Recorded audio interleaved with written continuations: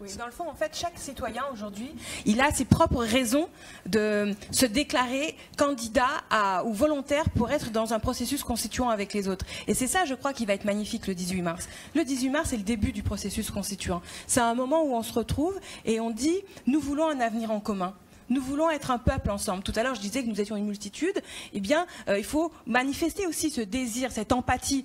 Osons le mot, l'amour. Hein, il y a un projet de haine dans ce pays qui est très puissant, un projet de nation ethnique qui est porté par l'extrême droite qui est très cohérent. En face, nous avons un projet de nation civique et il postule que nous décidons en toute empathie que nous voulons faire peuple ensemble. Et c'est ça, je crois, la force du 18 mars, de ce que nous déclenchons lors de cette élection présidentielle. Et tout le monde l'a vu. On fait deux choses à la fois viser la victoire à une élection qui est possible, qui est vraiment l'urgence, mais bien évidemment, on déclenche cette refondation et cette déclaration d'amour qu'on se fait les uns et les autres, alors que la violence est là, alors que la possibilité d'une issue terrible, le terrorisme, c'est des Français contre les Français, les jeunes qui sont violés par Théo, violé par un policier, les jeunes qui ensuite tapent les policiers, la violence, elle est là, et la solution pacifique au règlement, elle est celle qui est proposée par la France Insoumise Jean-Luc Mélenchon,